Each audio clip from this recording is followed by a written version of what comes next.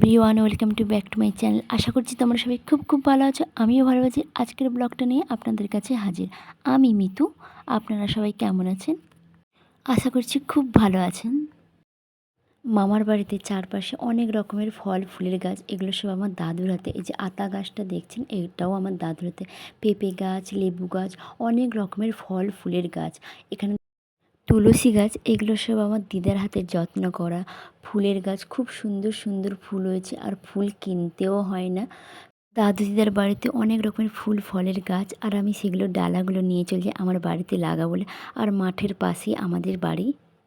যখনই আসি আমরা পুকুরের মাছ ধরে খাই। এখানে দাদুকে বলছিলাম যে আমরা পুকুরের মাছ খাবো, তাই দাদু মাছকে খাবার দিয়ে আমাদেরকে মাছ ধরে দিয়েছিল। একটা বড় মাছ এবং চুনো পুঁটিগুলো ধরেছিল। বেছে নিচ্ছিলাম কোনটা নিব। তারপর দাদু যেগুলো ভালো সেগুলো আমাদের দিচ্ছিল, আর বাকি মাছগুলো পুকুরে ছেড়ে দিই। রান্না করার জন্য সবজি যে কাটা হচ্ছিলো সেগুলো আমার দাদুর বাগানের ফল। তারপর আমরা মাছ কেটে ধুয়ে সব রান্না করার জন্য নিয়ে চলে গেছিলাম। এখানে রান্না হয়েছিল মাছের টক, মাছের ঝাল দিয়া, তারপর একটা কুমড়া ভাজি। তারপর আমরা সবাই মিলে খেতে বসে গেছিলাম আনন্দ করে। দাদু বলছিল অনেক দিনের পর আমার আনন্দ হলো যে আমার নাতি নাতনিরা এসছে আমার কাছে।